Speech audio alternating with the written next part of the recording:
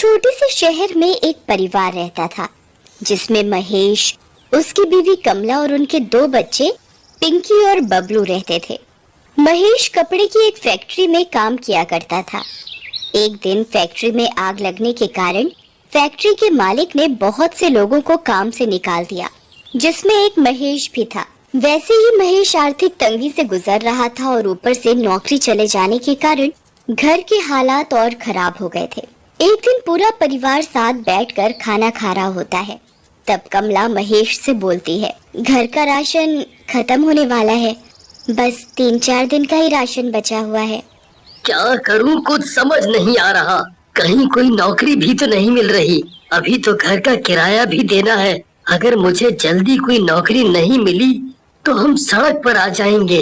परेशान मत हो पापा, भगवान कोई ना कोई रास्ता जरूर निकाल देंगे। अगले ही दिन सुबह पड़ोस की एक औरत महेश के घर आती है। सब लोग उनको प्यार से मौसी बुलाते थे। वो बहुत अच्छे पैसे वाले घर से थी और अक्सर लोगों की मदद किया करती थी। अरे कमला, मैंने सुना कि महेश की नौकरी चली गई और तुम्हारे घर के हालात भी कुछ ठीक नहीं चल रहे हैं। जी मौसी, बस मैं आपको क्या बताऊं कि इस वक्त हम लोग कितने बुरे हालातों से गुजर रहे हैं। परेशान मत हो कमला, सब ठीक हो जाएगा। एक काम करो, तुम लोग मेरे गांव चले जाओ। वहाँ हमारा एक मकान है जो सालों से बंद पड़ा है। तुम्हारे घर के हालात जब तक ठीक नहीं हो जाते तुम लोग आराम से वहाँ रहो। बस उस घर में ऊपर की मंजिल पर एक बंद कमरा है, उसे मत खोलना। दरअसल उसमें हमारा कुछ जरूरी सामान है। और रही महेश की नौकरी की बात, तो उसके लिए भी परेशान होने की बिल्कुल जरूरत नहीं है। उस गांव में जो स्कूल है, मैं उसके प्रिंसिपल को बहुत अच्छे से जानती हूँ। मैं उनको बोलकर महेश को किसी न किसी काम के लिए वहाँ लगवा ही दूंगी और तुम लोग पिंकी और बबलू को भी उसी स्कूल में पढ़ा सकते हो। ये तो बहुत अच्छा रहेगा मौसी, आपका ये एहसान हम कभी नहीं भूलेंगे। कमला महेश के घर आते ही उसे सारी बात बताती है।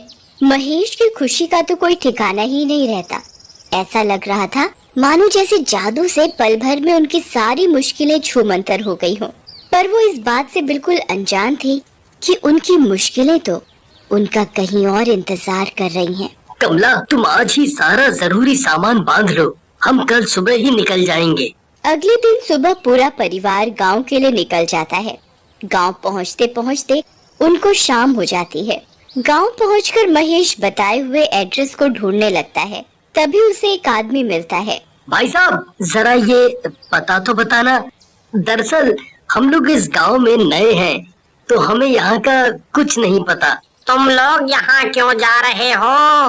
तुम लोगों को क्या पता नहीं है कि ये घर सालों से बंद पड़ा है और बंद घरों में अक्सर भूत अपना डेरा जमा लेते हैं। भूत भूत कुछ नहीं होता भाई, तुम तो बस मुझे ये पता बता दो कि कहाँ पड़ेगा। हम लोग बहुत दूर से आए हैं, बहुत थक गए हैं।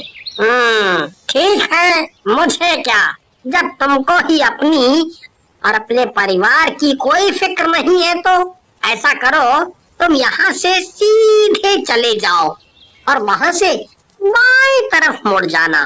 बस वही एक पीपल का पेड़ है जिसके बिल्कुल सामने ही ये घर है।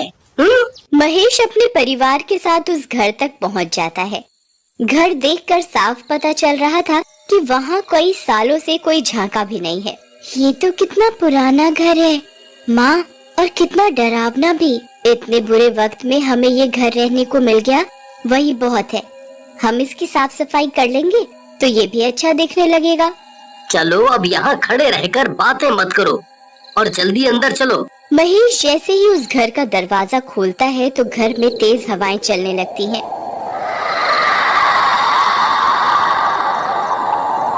बाहर तो पेड़ का एक पत्ता भी नहीं हिल रहा और यहाँ इतनी तेज हवा कैसे चल सकती है? क्योंकि यहाँ भूत है।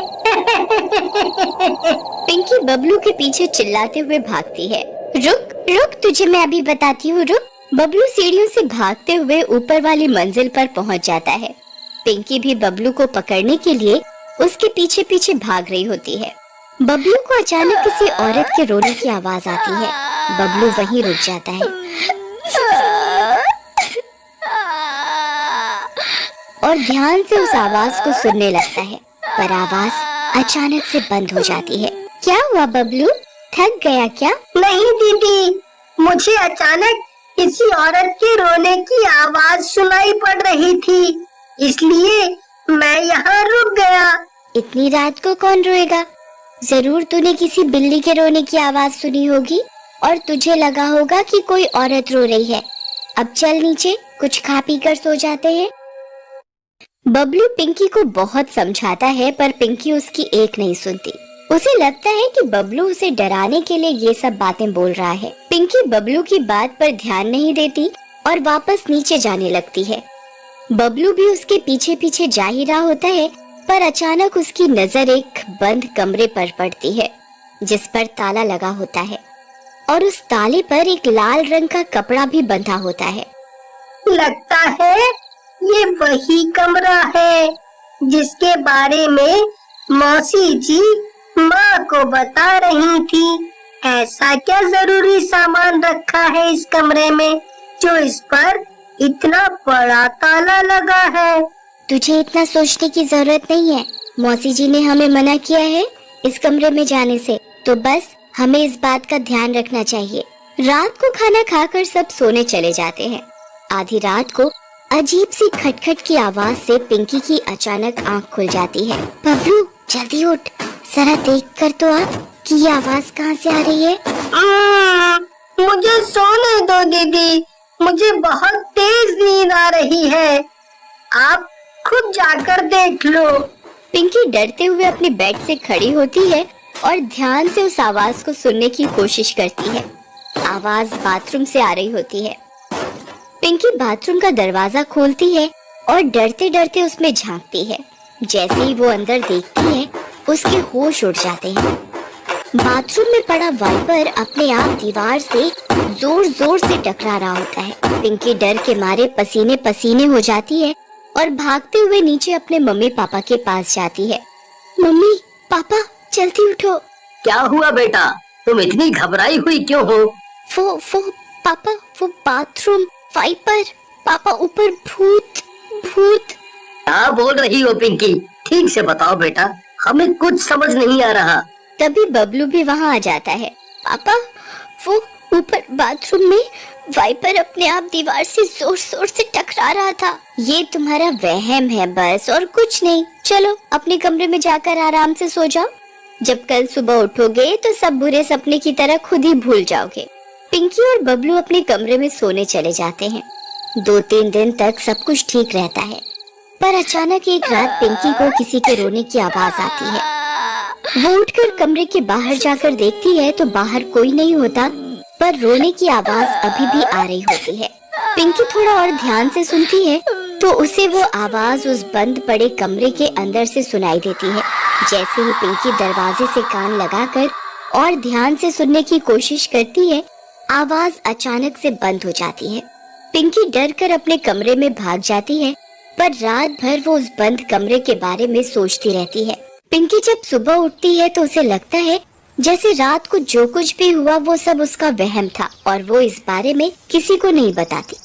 एक दिन बबलू उस बंद कमरे के बाहर से खेल रहा होता है। वो उस कमरे में झांकने की कोशिश करता है, पर कुछ दिखाई नहीं देता। रात को जब सब सो रहे होते हैं, तब बबलू के दिमाग में वो बंद कमरा घूम रहा होता है। वो उस बंद कमरे के बाहर जाता है।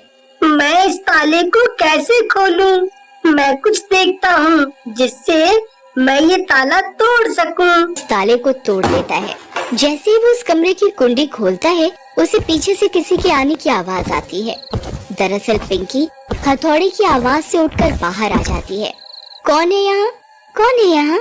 ये ताला किसने तोड़ा? ये जरूर बबलू का काम है। वो अपने बिस्तर पर भी नहीं था। पिंकी से रहा नहीं जाता और वो कमरे के दरवाजे को खोलकर अंदर झांकती है।